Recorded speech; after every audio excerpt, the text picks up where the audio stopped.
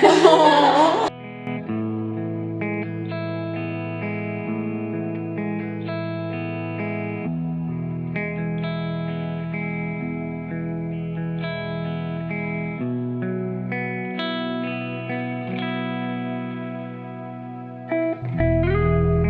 Kelsey Johnson. I'm Carrie Johnson. I'm Kelsey's mom. So I'm Kelsey Johnson. I'm Kelsey's younger sister. I was 17 when this happened, but I turned 18 January 31st, so I'm 18 now. And she's my middle daughter, one of three. I'm 15 years old and I'm a sophomore on TV. I work at a restaurant in Old Town, Temecula, called Penfolds, and I love going to the beach and hanging out with my friends and family.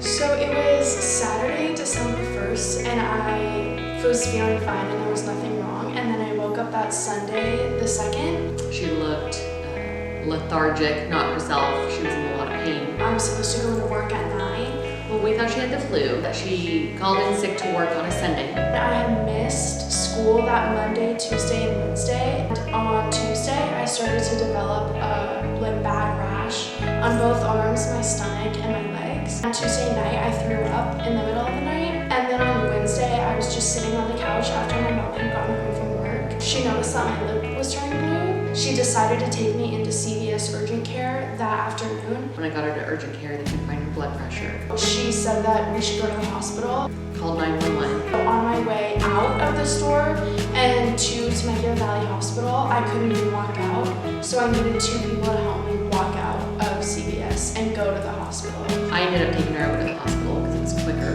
When it initially happened, did you realize how severe it was? No, I didn't. I remember the first time seeing her at the hospital in Temecula. That day they had to put in 2 triple PICC lines for antibiotics, and they did it with no pain meds. They couldn't because of her blood pressure, and they just took a knife and sliced her right open and put them in. And that's when we knew that something really wasn't right. Just them trying to put the oxygen mask on her. Even then I didn't realize how bad it was because she was still herself. She was still making jokes and trying to talk to us. It was scary. It was scary. It was very scary.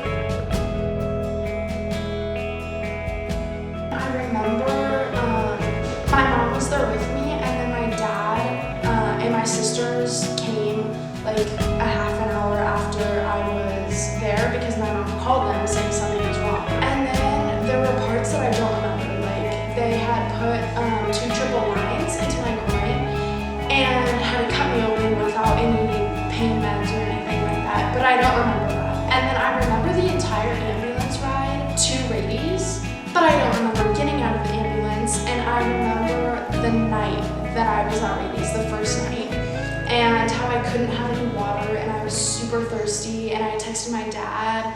I texted a few friends too, like saying, this is what's happening. I don't really remember anything after that night. Even though I wasn't put into coma until the next night, I don't remember being in the hospital the first real day I was there. It was just different coming home to an empty house because, I mean, my parents were doing their best trying to be there for her. Usually our house is just super lively and full of people, so it was just a really different experience not having them around us as much.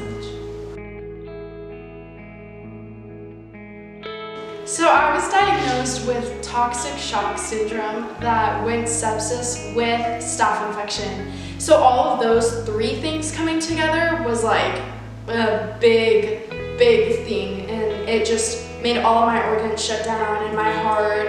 At Temecula Valley, they lost my original bacterial culture that they had taken that would have told them the disease that I had. And they didn't even tell Rady's for 4 days, I think. So they would have found out what I had and treated it right away. That's why they put the triple line in my groin, so that they could just like put, you know, a lot of meds in me so they can just treat, because they didn't know what it was for what, like 1 to 2 weeks. It was really just shocking. It was hard to believe at first. It still is hard to believe that it happened, and it was really difficult for a while, especially still going to school and seeing all of her friends and the way everybody reacted.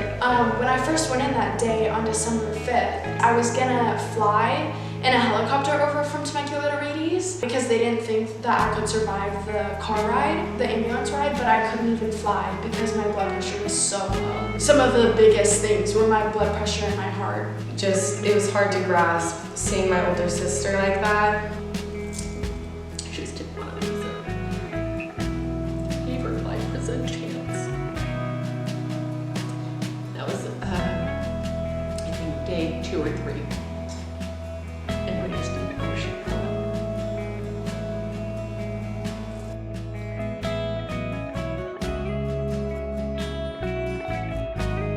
There were a few points when I was in the coma that my heart flatlined and there were no beats. And right now my heart is only at 58%. I made a really long playlist for her of all of her favorite music. When we were just sitting in the hospital for, days at a time, I would share earbuds with her and play her music. Sometimes when her favorite bands would come on, her heart rate would go up and yeah, she liked it.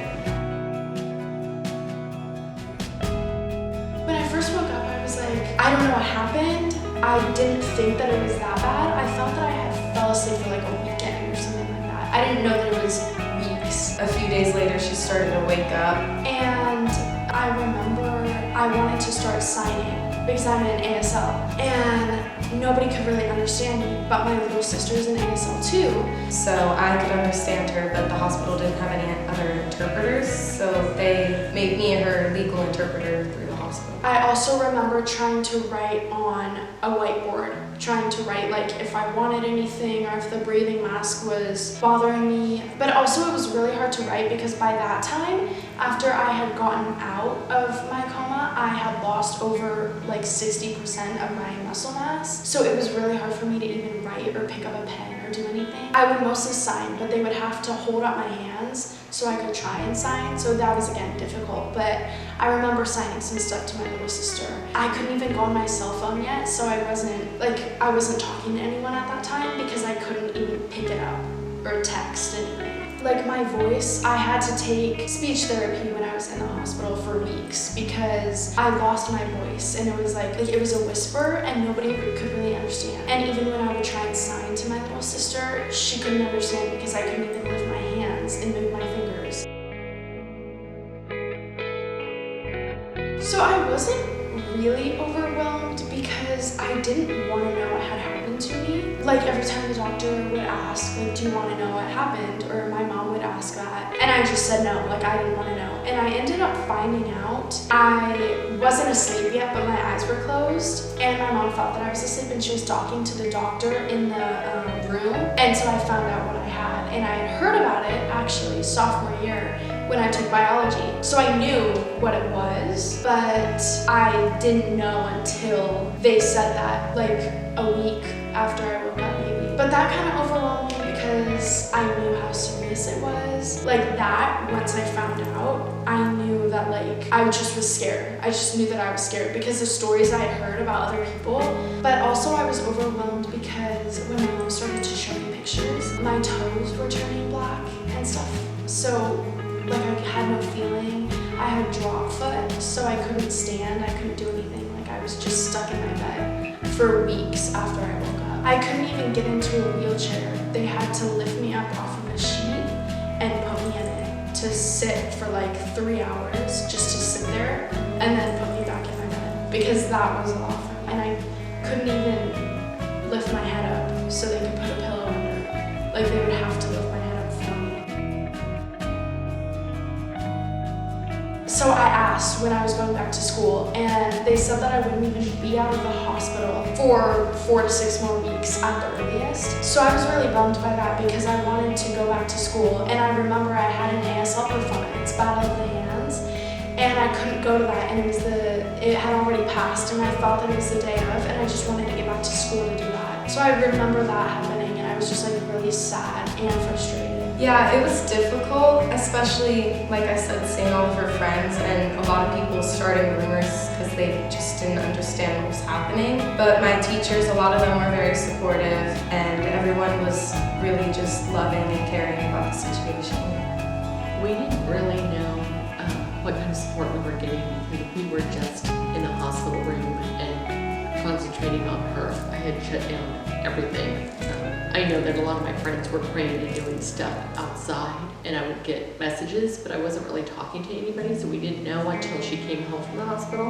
And to find out that the community had rallied around her was amazing. And I had no idea that we lived in such a great community, and prayer chains were going all over the world. We've heard from Mexico to India to different places, and I think that everybody can relate because we all have kids. She's at an age where everybody knows somebody that's a teenager, and it was nice to have community support because I was mad and I stopped praying and I was mad at God, and so it was nice that the community picked up that support when I was stopping believing because I was so mad and hurt.